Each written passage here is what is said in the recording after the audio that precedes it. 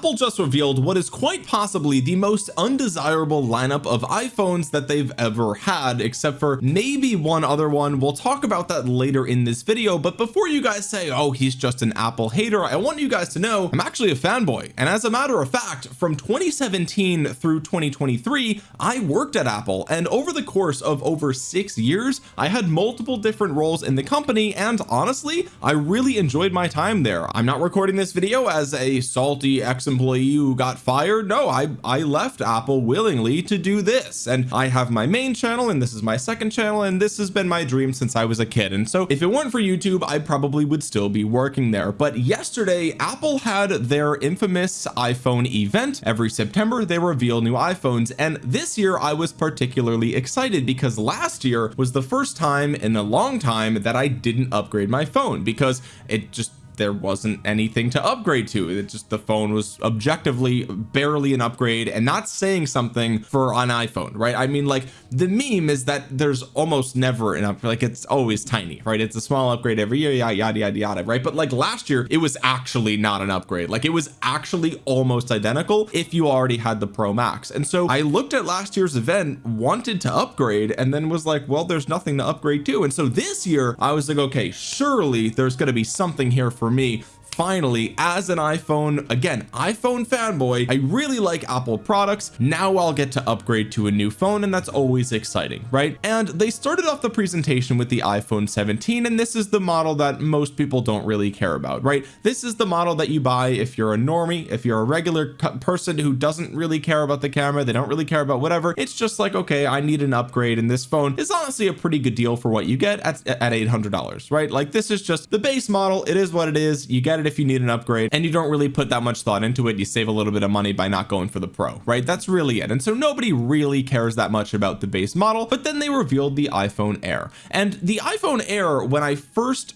heard about it, there was leaks, there was rumors, I wasn't that excited, right? Because it's like, it's just thinner, and I don't really care about that. I've had the Pro Max for many years now. I don't mind the size of the phone. I think it's perfectly fine. I like the big screen. I don't think that it's too thick. It's never been an issue for me. Theo jumped up on my desk while I was recording, and I think he said that you have to like the video, right?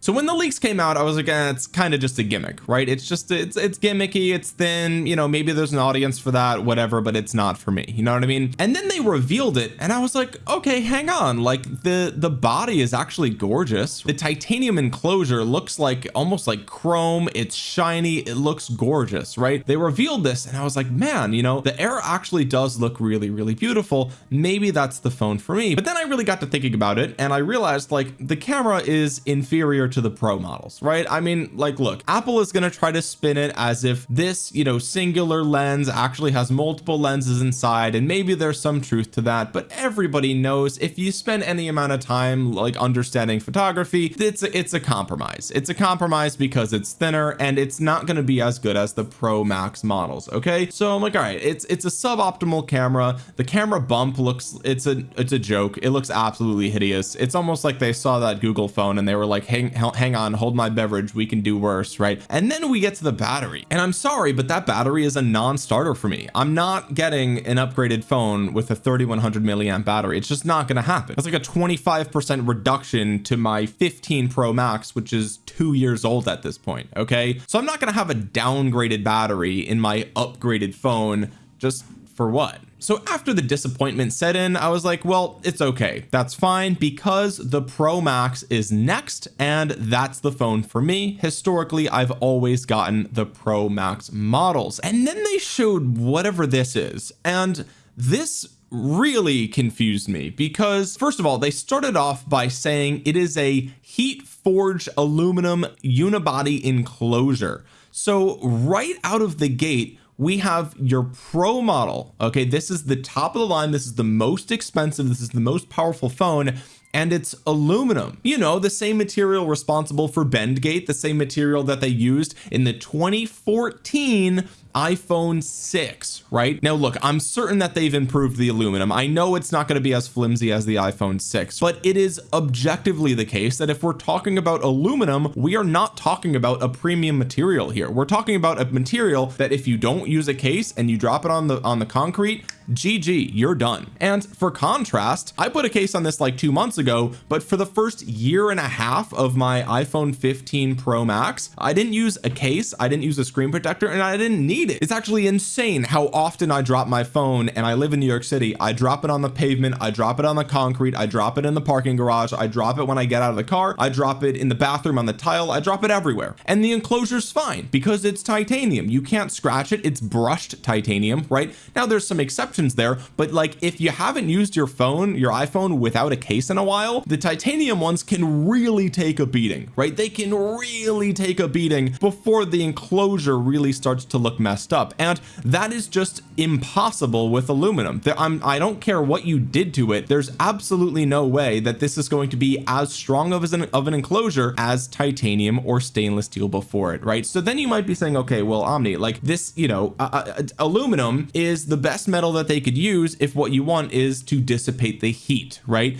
And like, fair enough, but what you're telling me is that for the past, you know, better part of a decade, Apple has been able to figure out how to make their Pro models work in stainless steel and titanium, and now all of a sudden we have to go back to aluminum? Like, what is this thing, operated by rocket fuel? Like, is it really the case that the processor is that much more powerful? Like, what is it going to explode if you put it in titanium? Like, let's be real. Like, I know it's an improvement. It's every year the chip is a little bit more powerful, but you're not going to convince me that it's just leaps and bounds ahead of last year, and it just runs so much hotter because the battery is so big that we needed to put it into aluminum. No, dude, that's not the answer. The answer is that this is a cost-cutting measure because they're worried about global trade or tariffs or whatever the case might be, and they know that if they put it in aluminum, they can scapegoat the heat issue and say, oh, this is really why we did it, right? Meanwhile, the truth is that they can save a little bit of money here and they don't have to raise the price. And to Apple's credit, okay, they didn't actually raise the price of their iPhone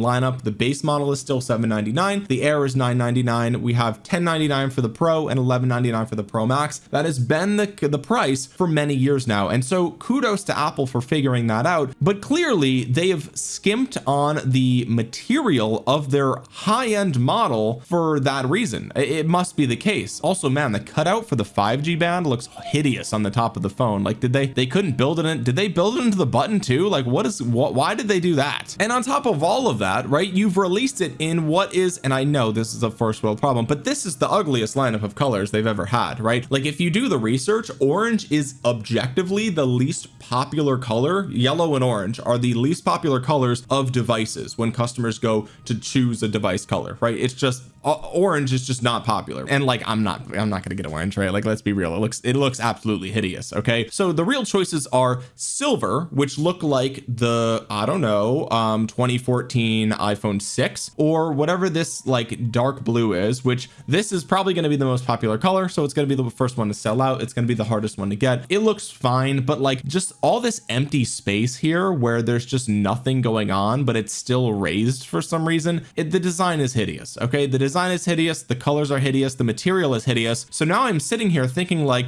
well, wait a minute. Okay, I'm an Apple fanboy. I didn't upgrade last year. I want to upgrade this year. I've got the money to do so. I'm like, literally, I am a slam dunk customer for Apple. Like, it is a no-brainer. It should be so easy to make a phone that I want. They've been doing it for over a decade now. I was even a former employee. Like, you can't have an easier sale than me. And they failed.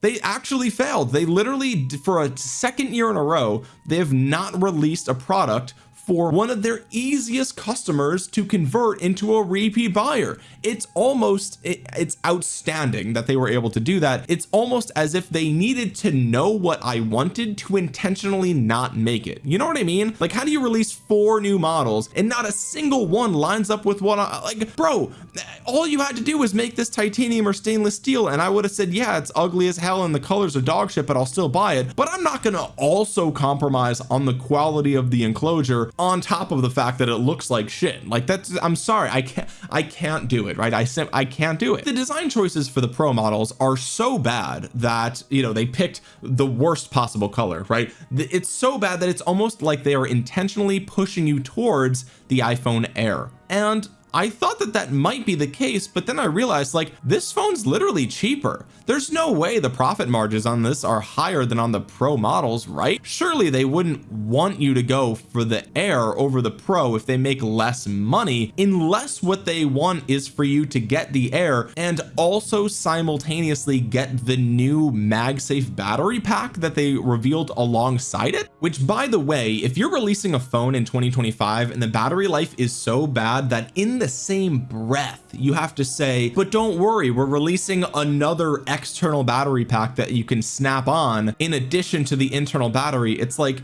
okay, maybe it's the case that like they're banking on people going for the Air, and then they're also banking on the fact that at some point down the line customers are going to come back for the MagSafe battery pack or simply buy it on day one, and if both those things are true, then they'll make more money off of the Air than they would off the Pro or Pro Max. Like that, like I am doing mental gymnastics here to figure out what they expect power users like me to do here.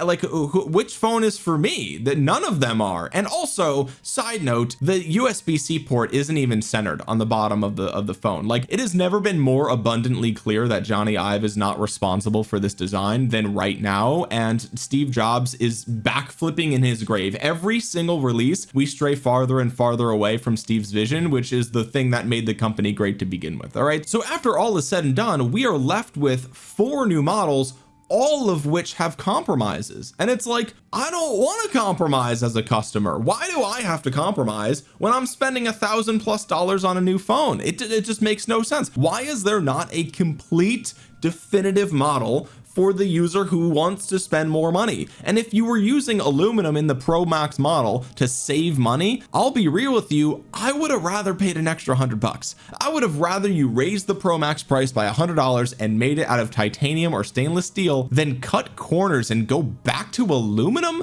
How is your most premium model gonna come in aluminum, bro? Come on, that's just, it's embarrassing and it's kind of insulting. And so this unremarkable lineup might be the worst iPhone reveal that I can remember. The only one that comes close and is probably even worse is actually last year's reveal, because the 16 Pro and Pro Max were like so not upgrades that I actually didn't upgrade. Like as someone who is a fanboy, loves upgrading, I look forward to the events, like I am your core demographic, and the 16 Pro and Pro Max were such minor upgrades even by Apple standards that even I didn't upgrade. It's like, dude, that's embarrassing, right? So okay, congratulations to Apple. They were able to produce an iPhone lineup that I guess isn't technically their worst lineup ever, but it's in second place on that leaderboard, and they went through all the effort to make such a beautiful device. And it's just like, man, I feel so bad that like this presentation is falling flat for so many people, because like I think that they think that they had a home run here, but the truth is that they've made so many devices and you've split the perks of the devices up amongst all the phones that you've actually made a phone for nobody. In fact, the only people that are probably happy are the ones that stick to the base model, because they've always come to expect a little bit less, but at least they're paying a little bit less on top of it. And yeah, I don't know, the 17 is an aluminum design. That means your Pro model and your base model have the same material. Ew, dude, why is it even the Pro model? At least the base model has sage, which looks kind of good compared to the orange or whatever. And I know what you're thinking, Omniarch, the answer is so simple, just get an Android phone, right? And the answer to that is absolutely not. I will not be downgrading to a Snapdragon. It's just not happening. Once you use the Apple hardware and the fact that it is like from hardware to software, it is all built by the same company, and the advantage there is that the chip is, it's just, I can't use a Snapdragon. I'm sorry, I'm not doing it. I'm not, like there's just no way. So I don't know what to do. I guess I'm gonna like wait another year, or I mean, surely the 16 Pro Max will be cheaper now if I buy it from a third party. I don't really know what to do, but I just had to make this video because I thought it was amazing that Apple was able to like strategically like dodge their core customer. Like I'm right here with my, I'm like, take my money, and they were like, no, we're just gonna go around you, right? Like we don't want your money, we're just gonna release dog shit instead. Like what are you doing? Anyway, now that I've pissed off all the Apple fans and I pissed off all the Android fans with that Snapdragon comment, let me know what you think down in the comment section below. Drop a thumbs up. No, this is not rage bait. This entire video is not satire. I am genuinely being real with you. Okay, this is actually the truth. So let me know what you think in the comment section below. Subscribe if you're new here. With that being said, guys, thank you so much for watching. The Omniarch. I'll talk to you guys again soon. Peace.